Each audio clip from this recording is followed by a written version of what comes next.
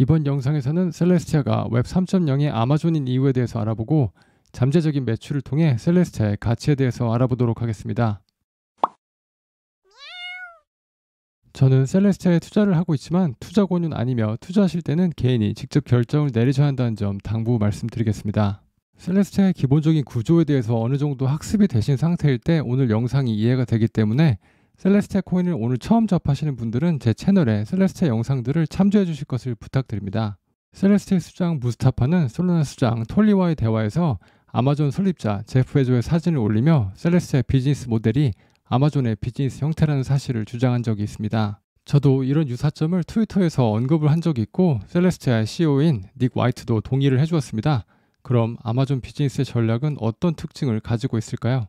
제프 베조의 아마존의 비즈니스 전략과 많은 상품들 중에 책을 첫 번째 상품군으로 선택한 과정을 살펴보면 현재 셀레스티아의 비즈니스 모델을 쉽게 이해할 수 있습니다.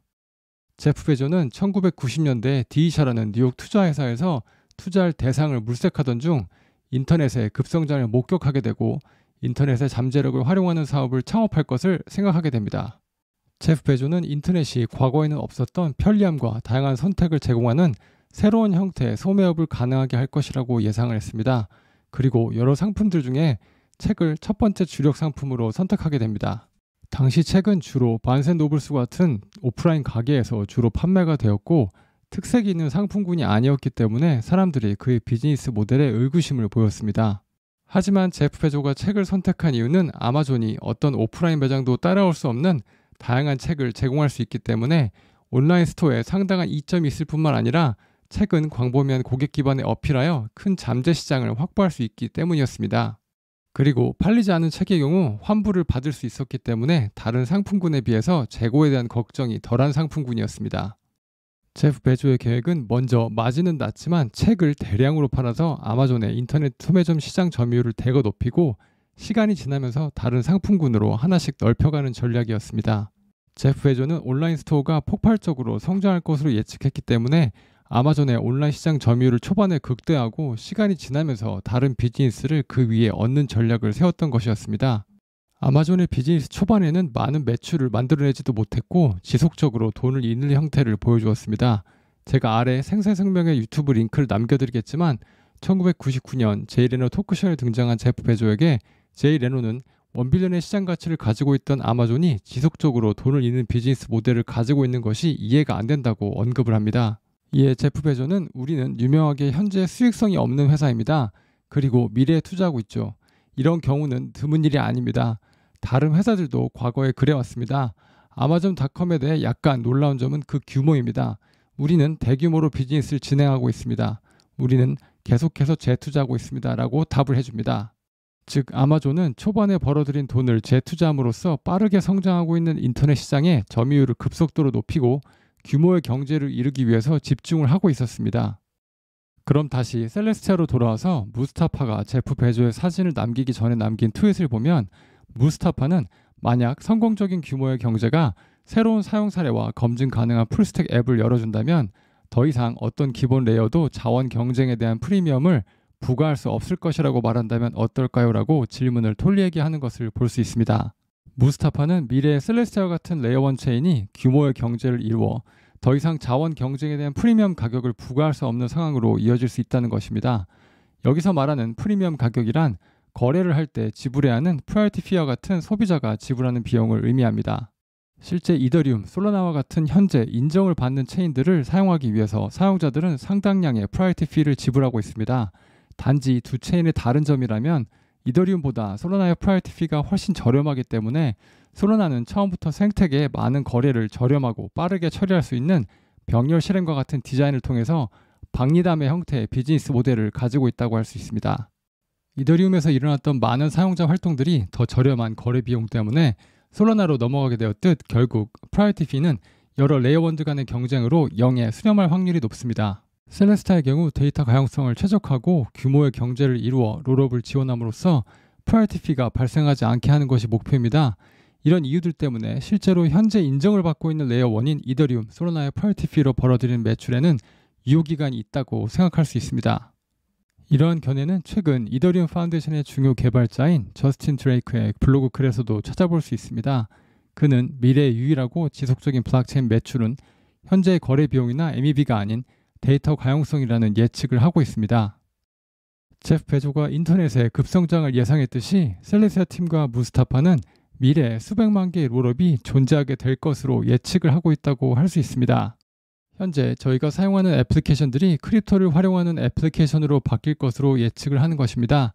예를 들어 뱅킹 애플리케이션은 암호화폐 지갑과 아베와 같은 머니마켓 펀드 애플리케이션들로 바뀔 수 있고, 핸드폰 사용은 힐리움과 같은 애플리케이션을 통해서, 지도는 하이브매퍼를 사용하는 미래를 생각하고 있다고 할 수 있습니다.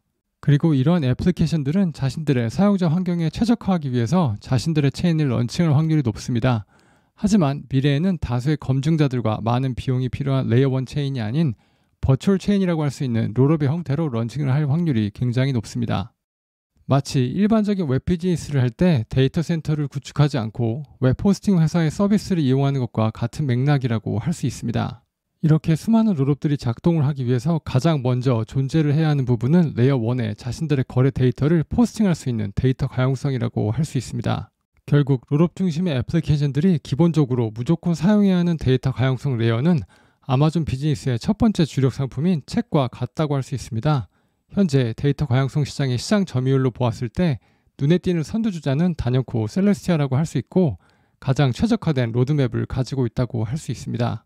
투자자들 사이에서 데이터 가용성은 모두 비슷하기 때문에 경쟁이 치열하게 될 것이고, 데이터 가용성 비용이 0에 수렴하게 될 것이라는 예측을 하기도 합니다. 하지만 어떤 비즈니스이든지 간에 큰 스케일로 공급을 할 수 있으면 같은 상품 또는 서비스가 아니라고 할 수 있습니다.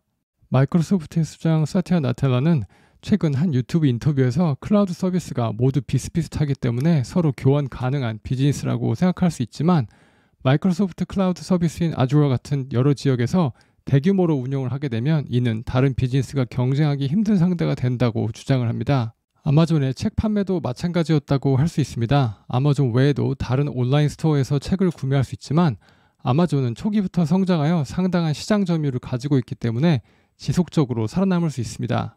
수많은 롤업이 존재하는 미래에 독점까지는 힘들겠지만 데이터 가용성 레이어 시장의 높은 시장 점유율을 획득할 것으로 보이는 셀레스티아의 성장세는 미래의 데이터 가용성 시장에서 셀레스티아의 지위를 단단히 해줄 수 있을 것으로 보입니다. 그렇다면 셀레스티아의 미래의 매출을 계산한다면 어느 정도의 매출을 예상할 수 있을까요? 현재 셀레스티아의 데이터 가용성 비용은 거의 공짜에 가까운 가격에 롤업들에게 공급되고 있습니다. 셀레스티아는 네트워크에 스팸 공격만 막을 정도의 낮은 가격인 메가바이트당 6센트의 데이터 가용성을 공급하고 있습니다. 트위터의 크립토 리서처이신 데이비드 씨께서 셀레스티아 로드맵을 바탕으로 잠재적인 매출을 계산한 부분입니다. 셀레스티아의 데이터 가용성 매출은 간단히 스루풋 곱하기 데이터 가용성 비용이라고 할 수 있습니다. 이렇게 계산을 해보면 연간 약 7.75 빌리언의 매출을 올릴 수 있을 것으로 예상됩니다. 미래에 많은 롤업들이 셀레스티아를 사용하고 데이터 가용성 시장의 가격을 셀레스티아 팀이 억지로 저렴하게 측정하지 않고 적정한 가격 형성을 할 수 있게 놔둔다면 잠재적인 매출은 훨씬 클 것으로 보입니다. 2024년 가장 많은 매출을 올린 체인은 솔라나이고 매출은 약 1.4빌리언이었습니다. 물론 토큰 언락의 양에는 차이가 있겠지만 제가 영상을 제작하고 있는 2025년 3월 8일 기준 현재 셀레스티아 시총은 약 1.81빌리언이고 솔라나는 70빌리언입니다. 이 매출은 다른 가능성 있는 매출들을 제외하고 단순한 데이터 가용성 서비스 매출이기 때문에 셀레스티아의 잠재적인 매출 가능성은 더 크고 시총 대비 저평가 상태라고 할 수 있을 것 같습니다.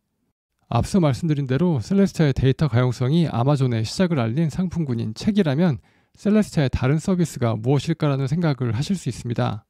아마존 비즈니스의 다른 축인 아마존 웹 서비스가 있다면 셀레스티아에는 레이즈 브리칭이 있다고 할 수 있습니다.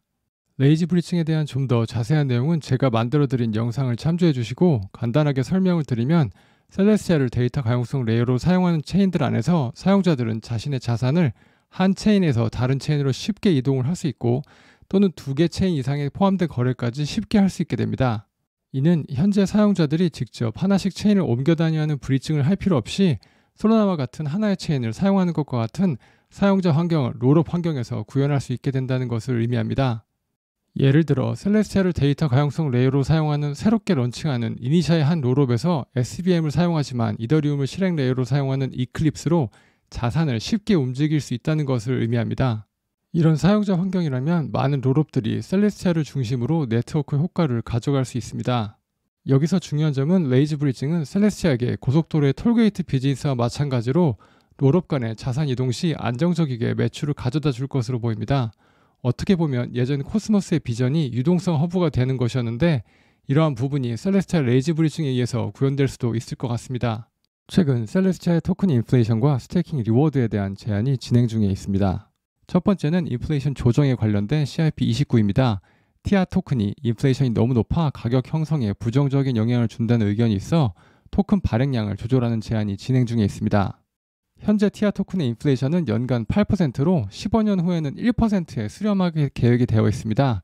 CIP29는 전체 인플레이션 커브를 바꿔서 현재 인플레이션을 33%를 줄이고 오히려 10년 후에 인플레이션을 조금 높임으로써 미래에도 스테이커들이 보상을 지속적으로 받을 수 있도록 하는 제안입니다. 아직까지 대부분의 지분 증명 체인들의 역사가 길지 않은 상태이기 때문에 인플레이션을 급속도로 낮추기보다 전체 인플레이션 커브를 바꿈으로써 위험을 줄였다고 할 수 있습니다. CIP29 제안은 다음 업그레이드에 포함될 예정입니다. 다음은 스테이킹에 관련된 CIP31번입니다. CIP31은 대부분의 투자자와 셀레스티아 팀으로 구성된 락업 계정의 스테이킹 보상을 락업된 코인과 함께 락업하는 것을 목표로 합니다. 현재 락업된 토큰에서 얻은 스테이킹 보상은 즉시 매도가 가능하기 때문에 토큰 가격에 부정적인 영향을 준다는 의견이 있습니다. 셀레스티아가 이러한 관행에 지적을 받았지만 다른 지분 증명 체인들도 모두 이 과정을 겪어왔기 때문에 셀레스티아에 국한된 문제라고 할 수는 없을 것 같습니다. CIP31은 스테이킹 리워드를 락업 잔액에 추가함으로써 스테이킹 리워드의 즉각적인 매도를 방지하여 네트워크 보안을 강화하면서 스테이킹 인센티브를 유지하는 것을 목적으로 하고 있습니다. 이 제안은 아직까지 다음 업그레이드에 포함이 될지 찾아볼 수 없지만 최근 무스타파의 인터뷰를 보면 업데이트에 포함이 될 것으로 보입니다. 셀레스티아의 데이터 포스팅 비용을 인상하자는 제안도 있었지만 무스타파가 초기에는 이 제안을 지지했지만 더 많은 실험이 셀레스티아에서 일어나는 것을 바란다는 이유로 지지를 철회했습니다. 제 개인적인 생각으로도 지금은 데이터 가용성 시장이 초반인 만큼 단기간의 매출보다 시장 점유율을 극대화하는 전략이 더 맞아 보입니다. 제가 예전에 다룬 레이어1 지도에서 말씀드렸듯이 이번 사이클에서 스마트 컨트랙트 레이어들의 경쟁이 뜨거워지고 있고 이 경쟁은 가속화될 것으로 보입니다. 반면에 데이터 가용성을 이용한 롤업 중심 레이어에서는 셀레스티아가 시장 점유율을 약 90%를 차지하고 지속적으로 새로운 롤업들이 셀레스티아를 선택하고 있는 상황입니다. 시장 가치 측면에서도 새로운 레이어로 사람들에게 인정을 받고 있고 저도 관심 있는 수위의 경우에도 많은 애플리케이션이 존재하지 않지만 약 7빌리언의 시총과 22.37빌리언의 FTB를 가지고 있습니다. 저는 개인적으로 셀레스티아가 시총 1.86빌리언에 3.7빌리언 FTB의 저렴한 가격에 형성이 되어 있다고 생각을 하고 미래에 많은 블록체인이 롤업 형태로 등장할 것이라는 블록체인 산업 전반에 긍정적인 관점을 가지고 계속 투자하고 있는 상황입니다. 결국 셀레스티아 투자자로서 지속적으로 살펴봐야 할 부분은 얼마나 많은 롤업들이 셀레스티아를 선택하느냐가 될 것 같습니다. 이번 영상에서는 셀레스티아의 매출과 비즈니스 모델에 대해서 알아보았습니다. 다음 영상에도 좋은 내용으로 찾아뵙도록 하겠습니다.